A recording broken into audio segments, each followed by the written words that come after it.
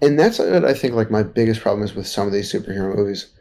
Like, Blue Beetle, I think, was the perfect example of like a bad movie. You are not going to think like, oh, that was clever writing or good acting or like anything like that. Like it was a bad movie. Yeah. And in addition to that, it wasn't bad in the way of like it's funny because it's so bad. It was just mid to infinitum. Like it was just so fucking boring Yeah. sitting through it. Like, if something's hilariously bad, it's still hilarious. Right. Like I had no enjoyment But if it's just mid the even whole just sitting in the time, theater. yeah, it's like, well, why'd I even spend money on this? Like, hilariously Right. bad, like, at least I got a laugh out of it and I could have enjoyed myself. But, like, boring is like, I don't want It to was pay just to a be bored. boring movie. Yeah. Like, I feel like that's, like, kind of a broader thing that so many things are running up against. It's funny. I was putting up a clip a couple days ago where we were kind of saying a similar thing, and I read a comment that was interesting. It was a comment a guy left, and it was basically about like, oh yeah, it seems like so much stuff coming out nowadays is just bad. Yeah. And I think I sort of get why. Like, not to get too meta, but I think the problem is like things have stopped really having a core demographic. Yeah, yeah. Like, so like the thing that I think is really the problem facing like the Marvel movies, right? Like why, Marvel movies are now like a thing that everyone's like, ugh, gross. Is because they've sort of sold out, right? Like the first couple Marvel movies that came out to set up the Avengers was like it was for people that were fans. Like they made the movie like, okay, this is for people that grew up reading Avengers comics and watching cartoons of Marvel characters, and they finally get to go to a theater and see it, and it'll be really cool. And it was for those people. And if you were that kind of person, you very likely enjoyed yourself. Like high Mhm. degree of certainty, you were cool with it. But like if you weren't into superheroes as a thing, like if you were an adult and you were just like, I don't know, I sort of grew out of superheroes, like then you probably wouldn't like it. Right. Because it's not really for those people. It's for the people that are still into it. Yeah. But now, like, it seems like everything that's coming out is being designed so that it is for everyone. And by trying to design something for everyone, you're kind of making something for no one. Yeah.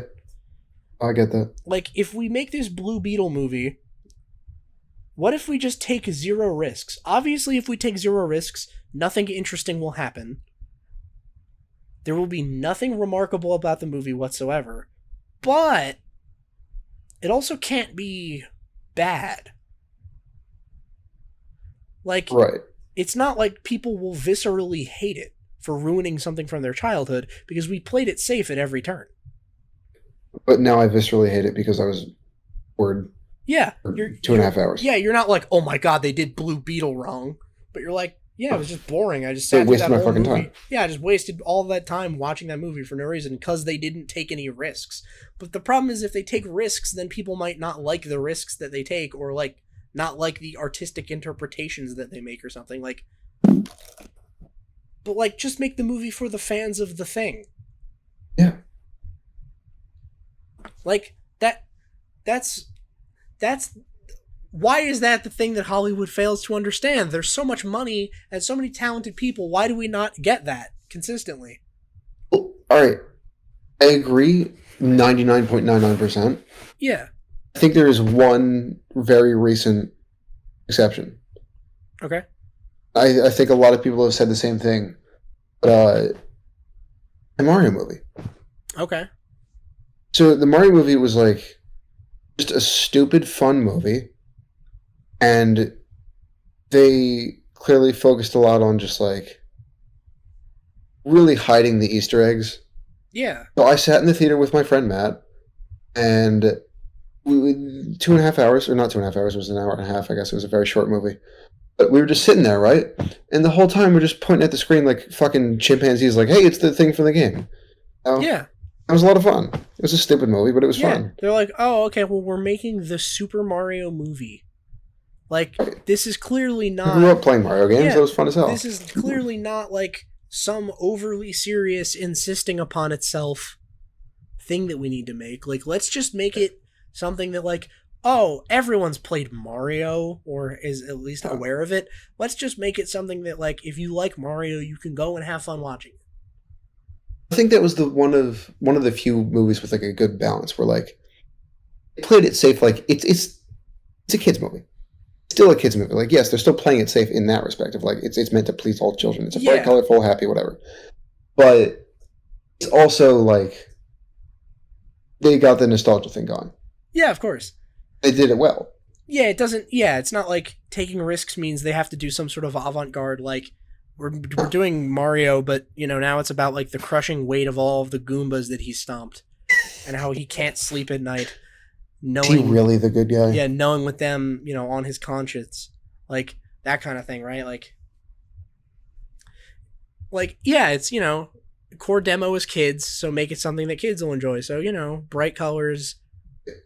You also know that adults that grew up with the games are going to want to see it. So Yeah, so good for them. throw them some red meat, and you're good. Like that's why I liked the One Piece live action. Was I was like, oh, I feel like it's striking this balance between appealing to new people that haven't seen it and this is their first exposure to it, and people that are huge fans that are gonna want to watch this thing that they really love in a new medium, and let's just like a couple winks and nods every now and then, like, yo, not everyone knows who this Bellamy guy is, but you do. Like, Right. Arlong's casually dropping Jinbei's name. If you just watch the live action, you have no idea who Jinbei is. But if you read or watch it, you do. Like, oh, okay, cool. It's still, dropping references for the fans, and it's made clearly for people that are susceptible to liking One Piece.